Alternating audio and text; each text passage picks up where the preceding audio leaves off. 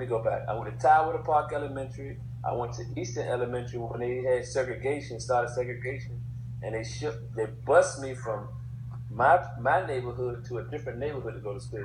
Really? Then they brought us back.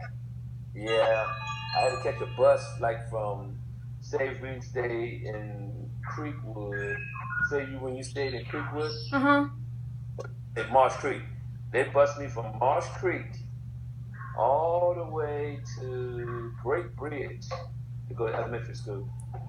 Wow. And even though I had an elementary school right in my neighborhood, I could walk to school, but they bused me out of my neighborhood to a different school.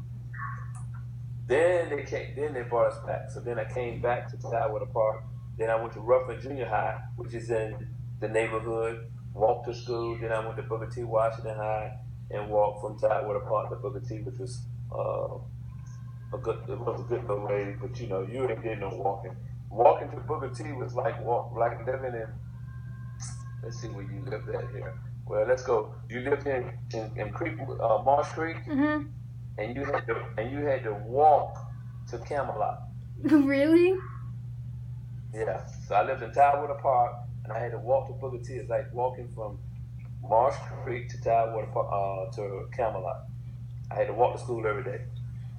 Do you remember anything about? I ran to school. Go ahead. I said, do you remember anything else about the segregation? About segregation? Yes. And then in high school, we had segregated high school where blacks and whites went to school together, mainly because of different neighborhoods. You had I lived in the projects, and then you had middle class people, and they bused them from their neighborhoods to Booker T, and we walked to Booker T. So it was like coming to our school or neighborhood schools. But then that's when you had zoning. So they zoned different areas. So you could live right beside me, but where they cut this line at, you had to go to a different school. So that's how that's how they integrated the schools. They came up with a zone, and they drew a line on a map and said, all these people from this side go to this school, all the people on this side go to that school. And then that's how you had good rivalries of high schools, like Great Bridge and Deep Creek and Indian River, stuff like that. And let's see, what other questions you had? Wait, do you have any veterans in your family? I had some uncles that were veterans. My daddy's brother. Matter of fact, two of his brothers were veterans. My mother I think I got the flag there. When he passed away, they had a flag. One of my cousin James, he was a veteran. Matter of fact, Uncle Robin. Really? He was a veteran. He was in the Army. Uncle Robin was in the Army. I think let's see here, Clarence. You remember Clarence Spells? He's the one when we had a family reunion, he always speak. He was a fireman and he was a veteran. Weren't you a fireman? Huh? So weren't you a fireman too? Yeah, I was a fireman also for 10 years for the city of Chesapeake. My cousin Clarence, which is my mother's brother, my mother's nephew, her sister's son. That makes us first cousins. Mm-hmm. All right. He was a veteran. He was a Navy veteran, and he also was served as a firefighter. Matter of fact, he retired as a fire chief. Oh wow! He was a fire chief for the Norfolk government. Okay, I left as a firefighter, and then I came along shoreman, but I was a fireman for 10 years, and then I became a longshoreman. Matter of fact, baby girl, check this out. Where is it, baby? check this out, honey bun. I've been a longshoreman, and I just got a plaque for 25 years. Oh, wow. Congratulations. I've been a longshoreman. Thank you. I've been a longshoreman for 25 years, baby, all in one place. and that's a great accomplishment, I think. And I've been working several jobs. I had jobs, a lot of jobs when your mother and your uncles were little. I wasn't making a lot of money, but I had to provide for my family. That's what I done. And then as I came along, Longshoreman, the fireman in Longshoreman, things got a little better. Longshoreman has provided a wonderful living for me and your mother and your uncles and your grandmother. They provided an awesome living. So I wanted, well, that's not part of the interview, but your daddy's a longshoreman now. And I hope you do a little bit better. No, I hope you do a little bit better because it provided a great way of life. It should provide a great way of life for you and your siblings. You know, even though he's not there, he still can do his part to make a living great for you. Because you're growing on up now, baby. You're 16. Mm-hmm. You can be on your way off to college. You can need some support, and you're gonna always have support in your grandfather. I know. As long as I'm living. Can you tell like any stories that you remember that Grandma Angie tell you about her family? About the family? Mm-hmm. Well, my mother,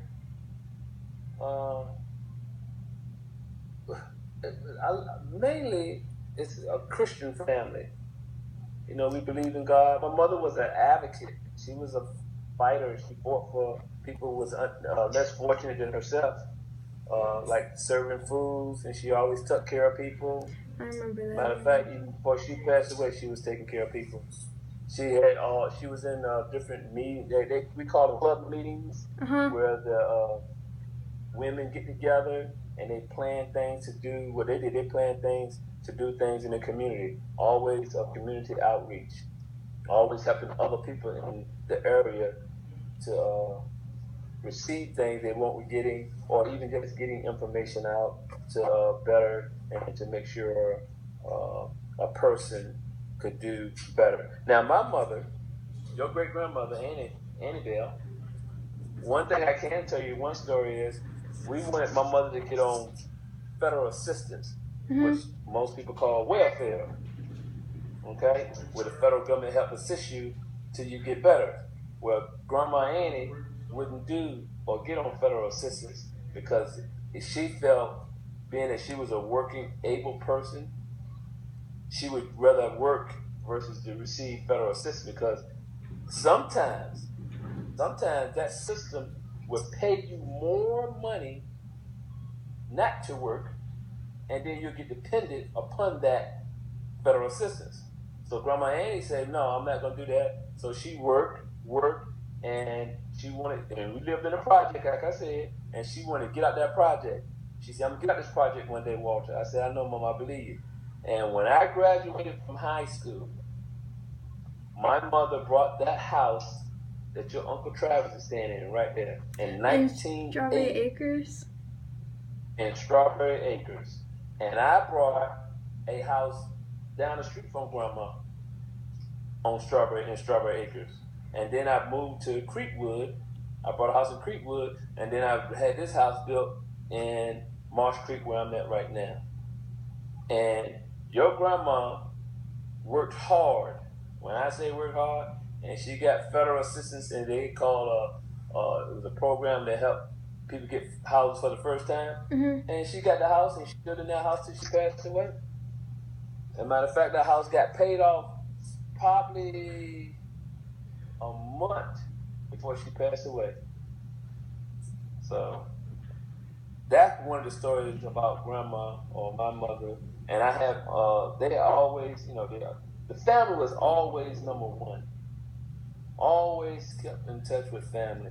Don't let nobody deter you from your family, even though you might have knuckleheads in your family and you have great people in your family. You know what I'm saying?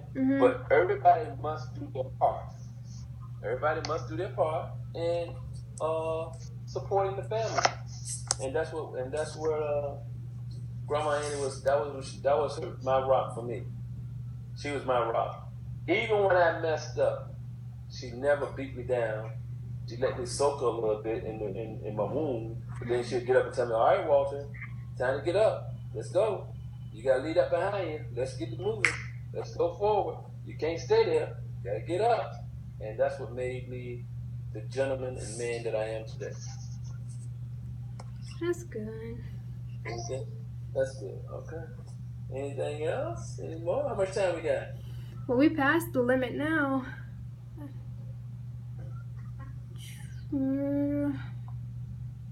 Like, can you go back, like, how many generations can you go back? Like, right now, I can only go back to my grandmother because we're working on some things to get our family tree and do history on our family. And I got one of my nieces, Uncle Tyrone. His daughter has some things. That's what I say. Wait, which one? We do another. Tynetta, the oldest one. She's not the oldest, but Danielle's older. Let me say, Danielle's older than her, Natalia, but she's the oldest of Tyrone's children. So you got Natalia and you got Tynetta. Tynetta's the one, she went to Oklahoma State University, graduated from there, and she recently got married. Now Natalia she's going to the college in Atlanta. I guess the one with the fashion college. What is that college? Fashion. But she's making a family tree. Yes, the one that's in the one she's in Oklahoma, the one Tynetta. She got the information because she started on some things. So I just talked to her and she said, "Oh, I'll get you something as soon as I can." She's at work right now, so but she's gonna get some things from me, and then I'll pass them on. We'll do another interview. And that's a generation. I go back 2 generations. My mother and then her mother. My father. And see, I didn't meet my grandparents. That's why it's kind of difficult for me. They were already deceased when I was born. Now my brother, Uncle Tyrone, met his grandparents, but I didn't meet him. I think he was young. Can you tell me about your dad? Huh? Can you tell me about your dad? My father was from Swan Quarters, as I said, Swan Quarters, North Carolina. His family, they were some smart guys, man. His brothers were smart. My dad won't done me, but he was smart too. But they owned a gas station and a store in Swan Quarters. Grandma Blanche, they owned a gas station and store. So my daddy, he was he ran some Jews. Some Jews had a store called Find, and they always did undergarment, clothes, underpants, t-shirt, and stuff like that. And they have always sent stuff. When my dad was working there, they would send undergarments to the military people who was in the military. My daddy didn't join the military because his mother, Grandma Blanche, spoiled him crazy. Like, he had cars and stuff like that. And eventually my daddy ended up, I guess I could say he was overwhelmed. He became an alcoholic. He was like an alcoholic, and he got so much stuff, wrecked cars, did all that kind of stuff. And when him and my mother got married, they moved to Norfolk. And then that's where they resided until he passed away. My daddy, he died at an early age. He died at 51. Wait, he died at what age? Your grandfather, he was 51. Oh, wow. Due to alcoholism. Yeah, the alcohol killed him. That's why your papa don't do a whole lot of drinking. But and now your papa is how old? 55. 55? The speed limit. That's right. Oh, right. Oh, wow. All right now, there you go. I like that, grandbaby. Your papa 55 now, so he's already past the age. All right, I got a phone. I had to cut that off. Your grandfather already passed the age of his father already, so that's a blessing in itself for me. True. And other than that, Daddy, he lived here, worked here until, like I said, till he passed away. And we got property down there in Swan Quarters, but your grandfather don't want to go back down there. There's too much water and too many mosquitoes. So he ain't trying to head that way. Not at all.